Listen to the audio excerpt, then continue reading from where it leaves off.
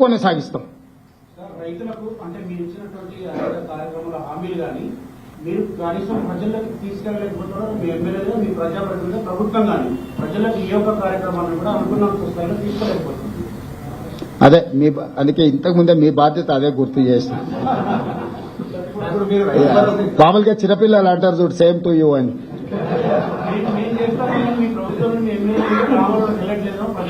అందుకే అడుగుతున్న మిత్రమా, వాళ్ళు చేసే ప్రయత్నం వాళ్ళు చేస్తారు. ఇప్పుడే కాళ్ళు చేతులు కూడా తీసుకుంటున్నారు. ఎన్నికల సందర్భంగా అయిన గాయాలు మేము మంచి చేస్తే ఆటోమేటిక్ గా మీరు చేరవేస్తారనే నమ్మకము, ఇవన్నీ కొంచెం రకరకాల ఇబ్బందులను తెచ్చిపెట్టినాయి. ఆ ఇబ్బందుల నుంచి బయటకు వచ్చి మీరు కూడా తలా ఓ చెయ్యండి. ఎందుకంటే మరీ పేదోళ్ళు అయితే రేషన్ షాప్లో సన్నబియ్యం వస్తాయి. మీకు పొలాలు ఉన్న వాళ్ళైతే బోనస్ వస్తుంది. మీరు ఒకవేళ కౌలు రైతులు అయితే 500 రూపాయలు బోనస్ వస్తుంది, రైతు భరోసా వస్తుంది. సో ఇవన్నీ కూడా మనందరికీ ప్రయోజనం చేకూర్చే పథకాలు కాబట్టి మనందరం కూడా బాధ్యతతో ముందుకెళ్దాం. ఇవాళ ఒకరు చేసిండ్రు ఒకరు చేయలేదని మనం ఒకరి మీద ఒకరు ఆరోపణలు చేసుకునే కంటే మనందరం కలిసి ఈ విషయాలను అన్నిటినీ రైతులకు చేరవేస్తే బాగుంటది అనేది నా ఆలోచన. బ్యాంకులు 2 లక్షల పైన ఉంటే పై అమౌంట్ చెల్లించుకోవాలి అని అది ఎక్కడ కూడా రైతులకు బ్యాంకర్స్ కమ్యూనికేట్ చేయలేదు. దాంతో అది బ్యాంకర్స్ జాబ్ కాదు, అది మీ జాబు నా జాబ్. అది వాళ్ళు చేయరు. ఎందుకంటే వాళ్ళు వచ్చినోళ్ళు కట్టినోళ్ళు తీసుకుంటారు తప్ప వాళ్ళు ప్రచారం కోసం ప్రత్యేకంగా వాళ్ళకి సిబ్బంది ఉండరు కదా.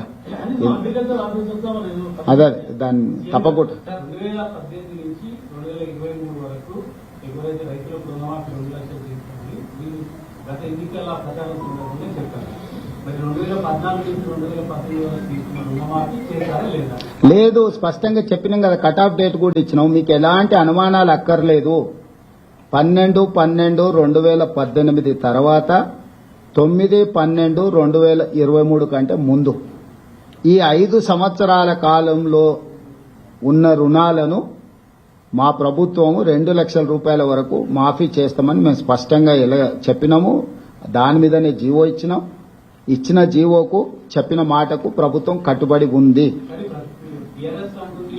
మోసం చేశారు రైతుల్ని. ఎన్నికల ప్రచారం సందర్భంగా రైతులు 2 లక్షల రుణమాఫీ చేస్తామని చెప్పారు. 2014 నుంచి 2018 నుంచి అనేది ఎక్కడ కూడా స్పెసిఫై చేయకుండా రైతులు మోసం చేశారని చెప్తున్నారు. నేను అంతకుముందే చెప్పిన వాళ్ళు మారీచులు సుబాహులు అని. వాళ్ళ గురించి మనకి ఎందుకు మిత్రమా? ఇది ఒక పండుగ వాతావరణం.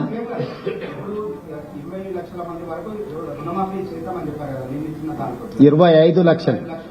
మళ్ళీ సరిగ్గా నెంబర్ చెప్పాలంటే మళ్ళీసారి చెప్తా. 25,35,964 మందికి చేసినాం. 2 లక్షల వరకు 100% కంప్లీట్ అయిపోయింది. 2 లక్షల రూపాయల వరకు బ్యాంకుల్లో 12/12/2018 నుంచి 9/12/2023 మధ్య కాలంలో 2 లక్షల రూపాయల రుణమాఫీ తీసుకున్న వాళ్ళు సంపూర్ణంగా పూర్తి అయిపోయినరు. మా దగ్గర ఉన్న సమాచారం ప్రకారం 100% రుణమాఫీ చేసినాము. ఏదైనా బ్యాంకు 1 ఎక్కడైనా ఎవరిదైనా ఒకవేళ రాకపోతే ఇంకేదైనా కారణం చేత ఏదైనా 1 ఎక్కడైనా ఉంటే ఉండొచ్చు. అంటే హ్యూమన్ ఎర్రర్ ఉంటుంది. 100% అని చెప్పడానికంటే హ్యూమన్ ఎర్రర్ ఏదైనా ఉంటే ఉండొచ్చు. ఇంతవరకు నా దృష్టికి రాలే. ఏదైనా ఉన్నది ప్రభుత్వం దృష్టికి వస్తే ప్రభుత్వానికి బేసిజాలు లేవు. మొదట ఇచ్చిన 22,22,067 మంది తర్వాత ఈ 3,13,000 మంది వాళ్ళు సవరించుకొని వివరాలు తీసుకొస్తే ఎంబడే ప్రభుత్వం మళ్ళీ స్పందించి ఇచ్చింది.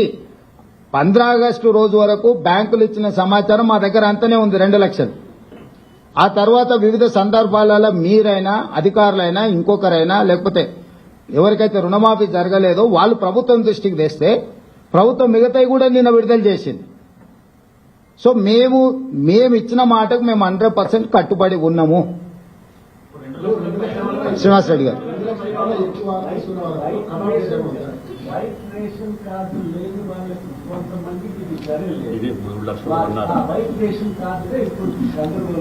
లేదు ఇప్పుడు మాఫీ చేసింది అంత కార్డు లేనోళ్ళని కూడా తీసుకొనే ఇచ్చినాం.